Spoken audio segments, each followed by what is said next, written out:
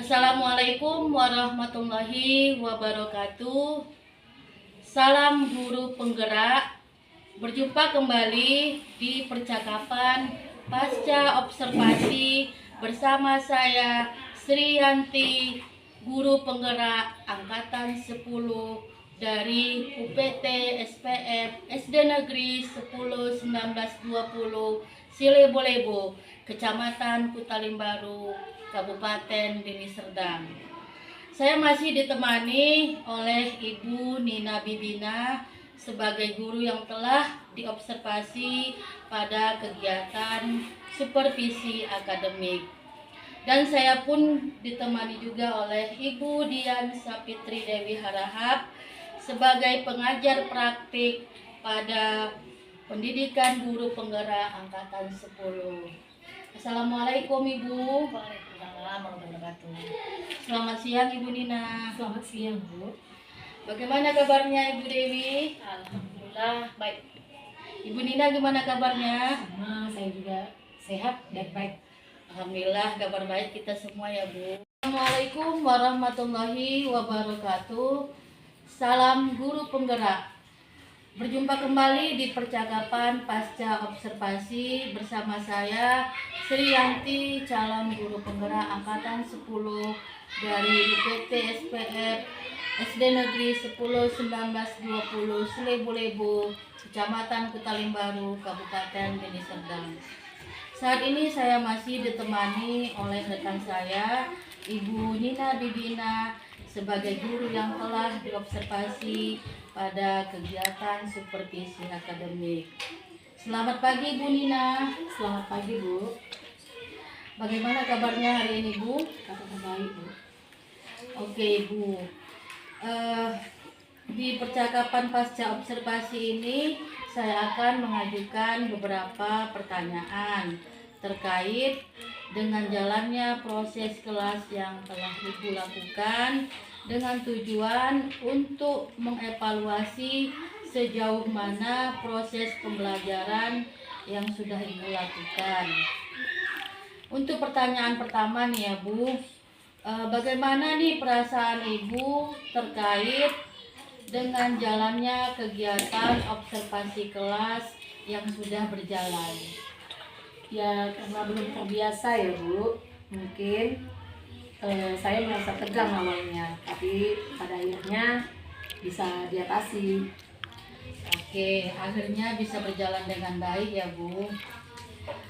Bisa diceritakan nih Bu, area pengembangan apa yang Ibu lakukan di dalam kelas, kemudian langkah-langkah atau tahapan-tahapan pembelajaran apa yang telah Ibu lakukan di dalam kelas? Kalau tahapan pembelajaran saya membuat perangkat pembelajaran ya, Bu. Kalau area pengembangannya adalah yang pertama dari segi pengetahuan peserta didik dapat menyebutkan nama makanan dan minuman dalam bahasa Inggris. Kedua, untuk tampilan mampu menggunakan konsep likes dan don't like untuk berbicara tentang makanan dan minuman. Oke, baik Bu. Jadi area pengembangan yang Ibu lakukan itu berkaitan dengan pengetahuan dan keterampilan ya Bu.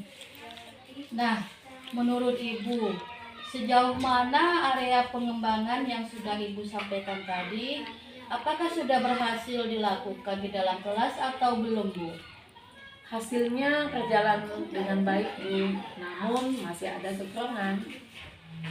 Oke, berarti sudah dilakukan dengan baik ya Bu, sudah berjalan sesuai dengan yang Ibu maksud, tapi masih ada kekurangannya. Nah, menurut Ibu, apa sih kekurangan-kekurangan atau mungkin kendala-kendala yang Ibu hadapi pada saat melakukan proses pembelajaran di kelas? Kekurangan atau hambatan yang saya hadapi dan tentunya sering dialami oleh guru-guru yang juga masih ada beberapa siswa yang tidak ingin terlibat langsung dalam kegiatan pembelajaran, artinya siswa tersebut kurang aktif. Oh, jadi kurang aktif ya Bu. Ada beberapa yang siswa yang kurang aktif di dalam kelas dan dalam ketika diskusi kelompok ya. Jadi kira-kira nih Bu, kenapa mereka kurang aktif ya, atau tidak mau terlibat dalam diskusi Bu misalnya? Mungkin dalam pembagian kelompok belum membaginya berdasarkan gaya belajar anak. Untuk kedepannya saya akan mengelompokkan anak berdasarkan gaya belajarnya. Kan ada gaya belajar audio, audiovisual, dan kinestetik, supaya anak nyaman belajarnya. Oke, baik ya. Jadi kedepannya Ibu akan memperbaikinya, kekurangan tadi dengan mengelompokkan gaya belajar siswa ya Bu ya, karena ada gaya belajar audio, kemudian ada audio visual dan kinestetik, supaya mereka bisa nyaman belajar dengan kelompoknya masing-masing sesuai dengan gaya belajarnya ya Bu. Iya Bu, saya akan mengelompokkan siswa berdasarkan gaya belajarnya. Iya, baik Bu. Kemudian ya Bu, kira-kira kapan Ibu akan mulai melakukan perubahan ini Bu?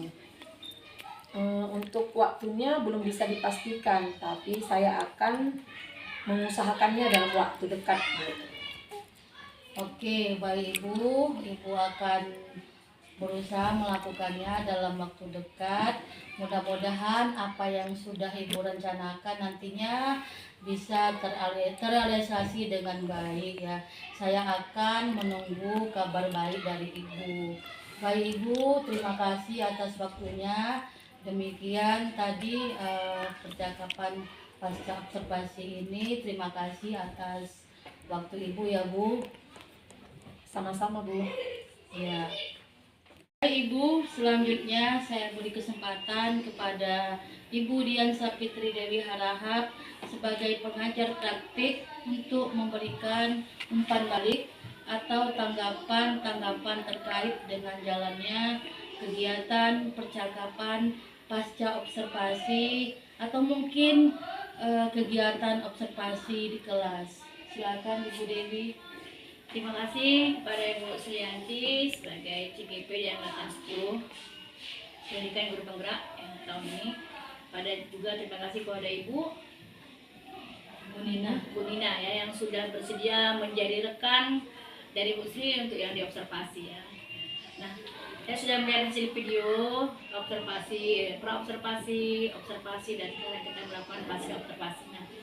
Ibu Sri sudah mampu menerapkan apa yang ada di dalam coaching supervisi akademik, di mana kita membantu rekan sejawat kita, tapi tidak memberikan solusinya.